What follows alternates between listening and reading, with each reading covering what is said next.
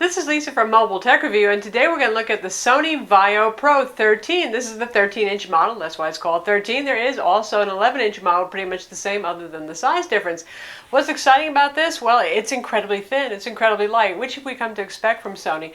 It's also one of the first Ultrabooks running on the new Intel 4th generation Haswell CPU. That's right, we got Haswell inside. Better battery life, perhaps better graphics performance. We'll see about that in our review, and we're going to look at it now.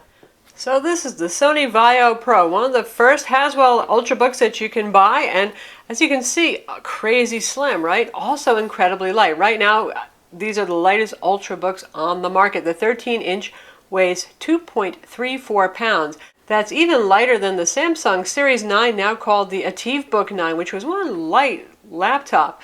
The 11-inch version of this guy weighs under 2 pounds, so crazy. 0.68 inches thick, very, very thin. Sony's usual kind of angular design, I think it's very attractive, kind of understated. All sorts of little design elements going on. There's a little bit of gloss over here, for example. Kind of resists the fingerprints a bit. Looks good. There's tapering on the sides, so that makes it look even thinner than it is. But, I mean, gosh, it is thin. Here's our vent right here, and that's where we plug in our AC adapter, compact AC adapter there.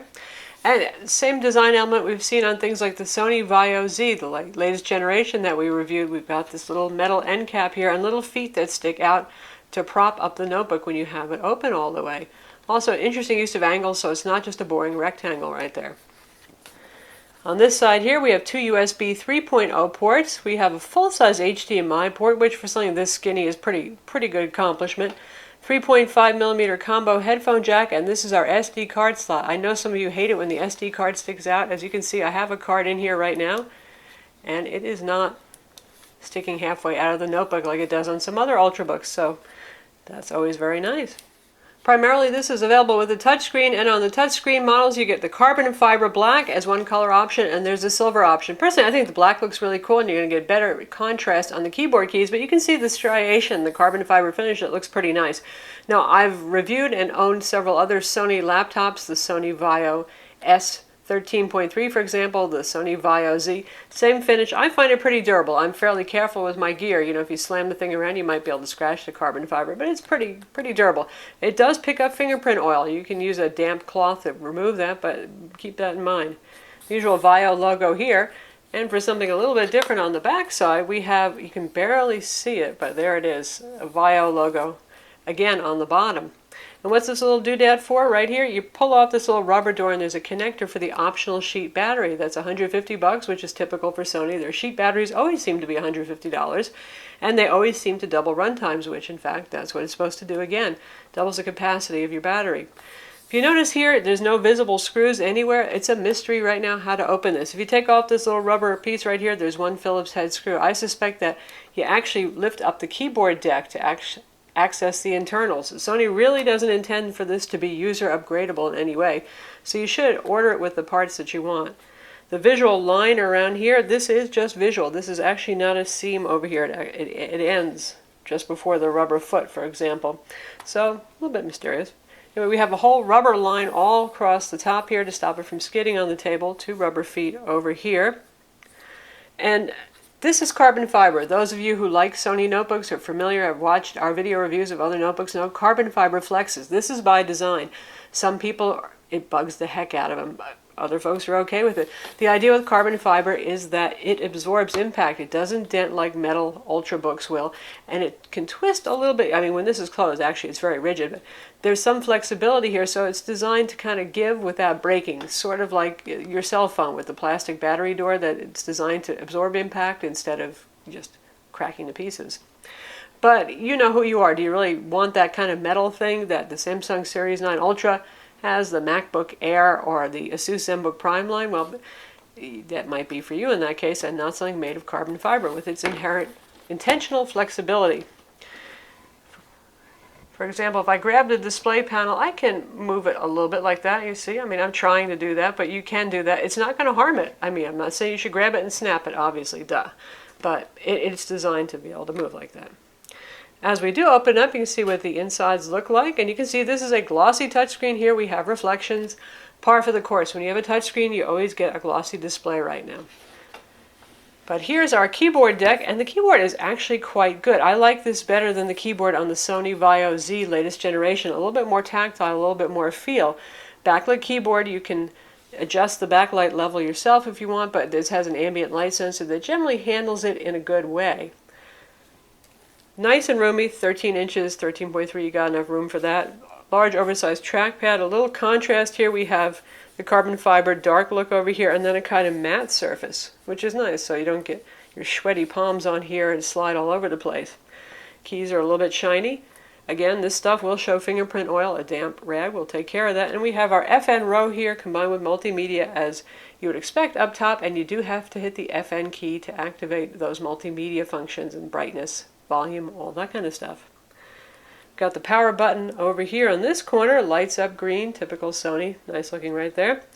And we have the assist button right there if you need help, if you need to refresh the PC, get driver updates, all that kind of stuff. One nice thing about the power button design that Sony always does is it glows both on the top and on the side, so when the notebook's closed you can see your charging status. For example, if it's amber when it's charging, it's going to go to green when it's fully charged, and it will be off if the computer is off.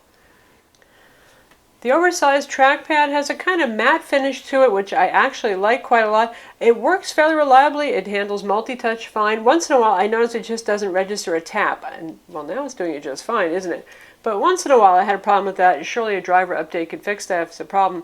One thing about the notebook being so thin that when I press the buttonless trackpad, which really does move, you can feel it on the underside if you put your hand underneath. Because if you take a look at the design, here we have the rubber feet, or rubber ridge really, that separates it, but it's that thin on the side that it's a little bit freaky. Now, most of us probably don't put our hand underneath at the same time, but you will feel it pushing through a little bit. Wow, that's skinny. And for those of you who are wondering what the backlight looks like in the keyboard, we're in a fairly dark room, and you can see pleasant white rings around the keys. The letters themselves light up. Works pretty well. When it's open, there it is, waifishly thin looking. This is amazing how thin this touchscreen lid is here. When I reviewed the Samsung Series 9 and the Samsung Series 7 Ultra, now called the Ativ 9 and the Ativ 7, I was saying that you're not going to get a touchscreen on something this thin until Sony does it. And in fact, here it is. They've done that.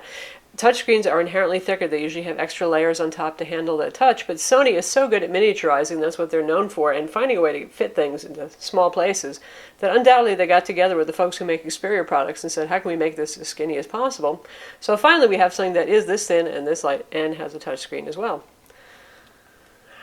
As you can see, the way the hinge is designed down here at the bottom, the edge of the display actually props it up, just like that. It looks kind of cool too, doesn't it? So it gives a little bit of ventilation underneath. We do have some vents down there besides the one going on over here. Their intake on the bottom, exhaust on the side, and it can get warm. Now I know you might have seen some early reviews that said this thing gets blazingly hot on the bottom. Well, if you're taxing it hard, or if you're doing something like playing Civ 5, which I admit to have been doing on this, not that Ultrabooks are really intended for games, you can get pretty hot. It will exceed human body temperature, which is when it starts to feel kind of hot to you. We have never gone above 100 degrees, but actual normal use, including streaming YouTube video, watching Netflix for an hour, fan is quite quiet and it doesn't get all that hot. One thing that happens though, for folks who did some reviews and they had to rush to do it, is when you first get this machine, there are 39 Windows updates to install, then about 25 application updates. That really gets the machine working hard, and the fan is going to roar while it does that, and it's going to get hot. But once you're done with all that stuff and the Windows indexing services are finished indexing everything on the hard drive, it's a very different machine, a lot quieter, a lot cooler. Doesn't mean you'll never hear the fan. You will hear it, like I said, if you're playing games. Or, interesting thing, when I was streaming Amazon Prime Instant Video on this guy, you have your option of doing it the traditional YouTube way in the browser, and that worked just fine. Or you can go with Silverlight, which is a Microsoft plugin, and it prompted me to try Silverlight.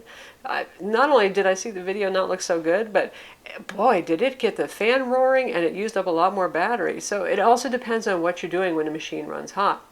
So anyway, for you Amazon Prime Instant Video folks, avoid that Silverlight plugin, just from my experience. Stick with YouTube, with Adobe Flash for your streaming right now. Much, much quieter, much cooler. Adobe Flash streaming on this, I was able to watch 2 hours of Amazon Prime, and it used up about 20% of my battery, so that's quite good. Same thing with Netflix, about 10 to 15% per hour drain on this. And that's with the brightness set at about 65% or so and the ambient light sensor on, which is handled a little bit differently here. Usually in your charms menu, you'll see in general settings, controls for the auto brightness. See, it just kicked on now because I put my hand in front of the sensor, which is up here next to the webcam. There is no option for that here. It's all handled by Sony's own software. They have their own Sony control panel, and you can turn that on and off. I find that it generally works well. It's not like Samsung that kind of makes you a little crazy because it's so twitchy and makes everything too dark. So I've left it on, but you can disable it if you want to get maximum brightness.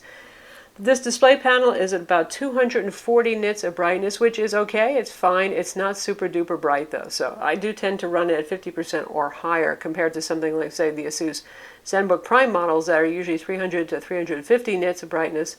And wow, they're really bright, so I tend to keep it turned down low. This is a full HD IPS panel here, really lovely quality, very nice color saturation. There are 3 color saturation settings you can choose from. By default, it's on Vivid, and also by default for the desktop, it goes with 125% scaling to make icons and text a little bit bigger. Of course, you can change that as you see fit. Very good viewing angles, as I said, very good color saturation. Nice black levels on this. In the really inky black parts of a movie scene, sometimes I would say I'd like to maybe see a little bit more detail sometimes, but overall it's a very kind of cinematic, I'm watching a movie in a theater kind of experience. And Sony uses what they call their Triluminos Display on this. You know, Sony has names for all of their TV technology they bring over, like we see Bravia in the Xperia phones, for example. Whatever it is, whatever you want to call it, it looks really, really nice. The touchscreen supports 10-point multi-touch, and not that you're often using 10 fingers, but boy, if you're getting together for a group finger painting, I suppose that's really awesome. So how about pricing? This kind of has what everybody's been asking for. Ultra thin, ultra light, put Haswell in there, give us a touchscreen, but we don't want it to be any thicker or any heavier. So it's going to cost you something, especially with the fancy carbon fiber chassis and all this kind of thing. So this guy, the 13-inch model, starts out at $1249 instead of the usual Ultrabook $999 starting price point. Sony has their Vaio T line for the more affordable Ultrabooks. You don't get the full HD display and other things like that. So again, this is their fancy high-end model here. For $1249, you get a Core i5 Haswell. That's the 4200U clocked at 1.6 gigahertz with Intel HD 4400 integrated graphics, a 128 gig SSD drive, and that's the new PCIe SSD drive. It's very, very fast. I'll show you our crystal disk mark benchmarks on this guy. It's super fast. You get 4 gigs of RAM for that price, and all models have dual-band Intel Wi-Fi with WiDi, Bluetooth 4.0, and NFC. And intelligently, they put the NFC right at the trackpad, a place we're used to interacting with. It's easily accessible, not on the back, not on the bottom, not someplace weird. So if you do want to use NFC, it doesn't have to be just with the Sony branded product. Rest it right on the trackpad, tap it on there to get going with NFC. We have a webcam up here, 720p with an Exmor R sensor. It's fine, it's okay, it's not exceptional, it's not terrible, it's run-of-the-mill average. For those of you who want better stuff inside, you can get this with 8 gigs of RAM. That's about a $100 upcharge if you're ordering it from Sony. Just like with the Vaio Z and other models, you can pretty much order any way you want. You can get a 256 or even a 512 gig SSD. Those are the most expensive upgrades. Sony's charging a lot for those. So for $1499, you can get yourself the Core i7 1.8 gigahertz. That's the i7-4500U, also with Intel HD 4400, and 8 gigs of RAM for $1499. If you spend $1799, you can get a 256 gig SSD, the 8 gigs of RAM, and the Core i7 CPU. A lot of mix and match going on. This is not available with Intel HD 5000 graphics, unlike the Sony Vaio Duo 13 that's going to be coming out in July.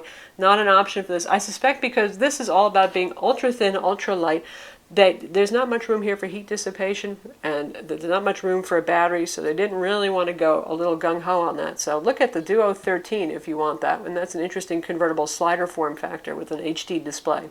Speaking of heat and battery life and all things related, like other Sony models, this has 3 fan settings. So if you need it to be ultra quiet, you can set it to be ultra quiet. If you want it to run like a gangbuster, you can set it to that, or you can just leave it on the normal balance mode, which is where we have it on now for cooling. One thing I actually like about the Sony is if you plug it into power, it's going to run at max possible speed unless you tell it not to do that. And there's like no throttling going on. nice. A lot of Ultrabooks, even when they're plugged in, they throttle a lot because of heat issues, that kind of thing. So it's pretty hard to get maximum performance out of them for more than about 5 minutes. This guy will blow the fan like a banshee if you want to actually make it do something incredibly taxing, like exporting full HD video, again playing Civ 5 or something like that with it. So it's fairly versatile in that respect, but when you unplug it, it's a silent, cool little runner. When it comes to software, you can see we have a lot of stuff on here, and not so much of it did I put on. Sony has mostly what are shortcuts over here. Like you got your Slacker radio, iHeartRadio, a bunch of things like that, and you can just remove those live tiles and uninstall them if you want. Most of them are web shortcuts. They do include ArtRage, which is a great art program that works wonderfully with active digitizers that have digital pens. They've been putting it on the Duo line. They had on the Duo 11. It will be on the Duo 13. I'm a little confused as to why it's on this, because this is touchscreen only. You can fingerprint to your heart's content or use a capacitive stylus, the same kind you'd use for an iPad or an Xperia tablet, that kind of thing, but no active digital pen here. Usually you won't see that in something that is just a traditional notebook form factor like this guy, because it's not very ergonomic to try to draw and write like that. That's more appropriate to tablets and convertibles. You have your usual Office 2010-2013 trial, 1 month on here, and a bunch of Vaio utilities, Vaio Care, all that stuff to help maintain the computer. Nothing too terribly intrusive on here.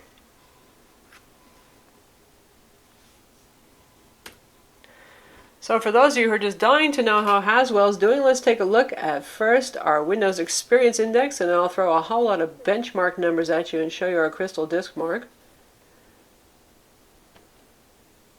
So for our processor, we have 6.9. For our memory, we have 5.9. This seems to be single channel configuration. Again, the memory is soldered on the motherboard. It looks like it's interfacing it as one 4 gig stick if you have the 4 gig model like we do here. We have the Core i5 again, by the way, not the Core i7.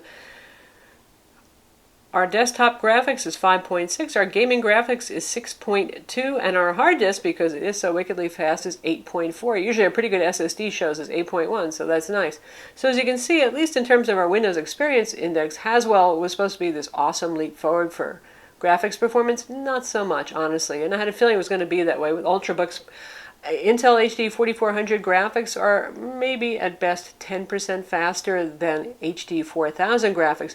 Where you might see the serious performance gains is in the HD 5000 and really some of the even higher level solutions that are meant for desktops and some larger notebooks. So yeah, you're not going to be playing Crysis on this guy still. It's pretty much the same old stuff when it comes to Ultrabooks and gaming. You can play Skyrim on low settings and a lower resolution on this. You can play Civ 5 at full HD and it runs just fine. That's really more computationally intensive than visually intensive, to be honest, but it's not a gaming machine.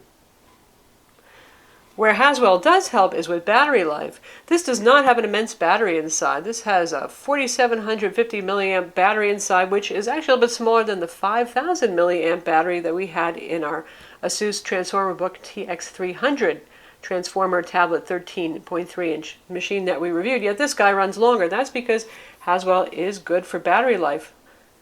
The CPU and GPU together really don't use all that much power. So far, Sony said about 6.5 hours, and for a change, well, they really weren't wildly overestimating.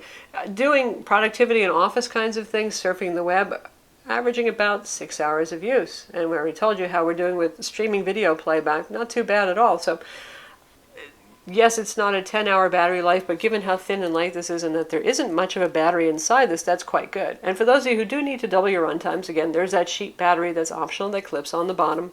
Makes it a little bit heavier, a little bit thicker, but you're starting with such a small, light product that it's still certainly not a burden. Now for our SSD speed, you can see right here what we did on Crystal Disk Mark, and this number is about twice what we normally see on even the fastest SSDs that use the mSATA interface, so very good. All the other numbers are really healthy and high. Also, this one, particularly high. Really, really fast storage. Can you tell the difference in everyday use? It depends on how much time you spend writing to the disk and generating temp files, say if you're editing HD video or something like that. But suffice to say, it will never be the bottleneck. It's really, really fast. When it comes to other benchmarks, on 3D Mark 11, it scored a P636, which is around what we see for actually third generation Ivy Bridge systems. Some of them are in the mid 550s, so a little bit better there. Again, not a true gaming machine. For a PC Mark 7, it scored 45.49, which puts it in league with some of the top Ultrabooks that are already on the market. Again, not wickedly higher. Haswell really isn't so much about huge performance improvements, it is really about the battery life when it comes to Ultrabooks. On Geekbench, too, it scored a very respectable 7,666. That's not going to beat the old Vaio Z3, the latest generation Vaio Z that we had before, sadly, Sony discontinued it. But that guy scored closer to 20,000, so you get the idea. But that had a quad-core i7 full mobile CPU in it. That was really a special machine and a different kind of machine than an Ultrabook is. That said, no, this may be a Vaio Pro, it is no Z3, but that doesn't mean that this is a wimpy, useless machine. For most folks, an Ultrabook with a Core i5 or Core i7 has more than enough processing power to do everything you need. Web, photo editing, some HD video editing, social networking, all that kind of stuff. You people who actually needed that full mobile CPU in a light package, you know who you are and you know what you're using it for.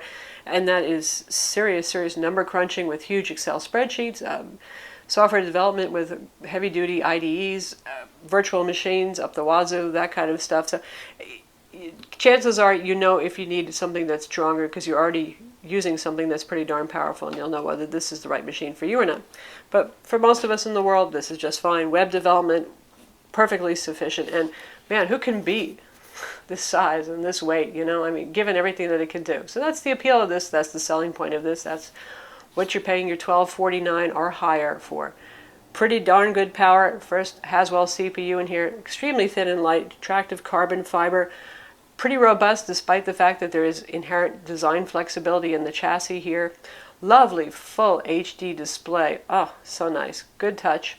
Good experience. So here's the compact charger. We don't usually spend a lot of time talking about chargers, but when something is this light, it becomes relevant. And so it's certainly compact enough, but the interesting thing about it is right over here, it has a USB port right here, full size, regular USB port, so you can charge your smartphone or your tablet or what have you at the same time. Pretty handy to have. Don't have to run and look for another outlet, especially if you're at the hotel room and you discover there's usually only 2 working outlets within the range of your table anyway. So let's take a look at how good this screen actually looks and listen to the speakers, because here's a treat. You know how Sony notebooks, at least the smaller ones, tend to have really quiet audio? This one can get quite loud. When you go all the way up to about 70% or so, it sounds like your average 13-inch Ultrabook, not super duper loud, but the last 20% or so in volume, my God, it gets really loud. And it sounds pretty full too. Sony has some audio magic that they work on there that helps things sound good, but in general, pretty darn loud.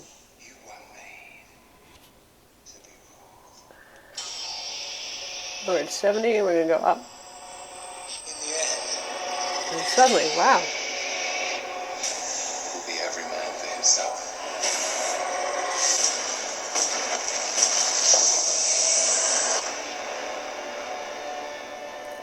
Looks great. Sounds pretty good. We get ready.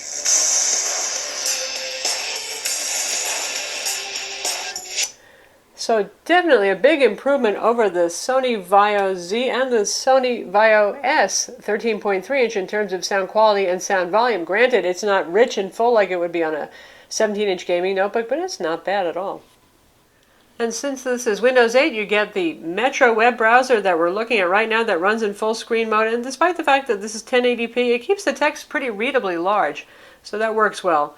And again, on the desktop side, it's set to 125% scaling for the desktop UI and for the web browser, and that keeps things pretty readable too. Being full Windows 8 64-bit, you can get this with 64-bit regular or Pro Edition. You can put Chrome on here, Firefox, any web browser that you want. Photoshop, you name it, all those good things, it can handle it. So that's the Sony Vaio Pro 13. It's available now, just starting to appear in Sony stores and in a couple of other retailers. I'm sure it'll be everywhere pretty soon. Obviously, thin, light, gorgeous looking machine. You're going to pay a premium for the thinness, for the lightness, for getting Haswell early on, and for getting a touchscreen in something this small. Is it worth it? Only you know, because you know what you want. I'm Lisa from Mobile Tech Review. Visit our website for the full review of the Sony Vaio Pro, and don't forget to hit that like button.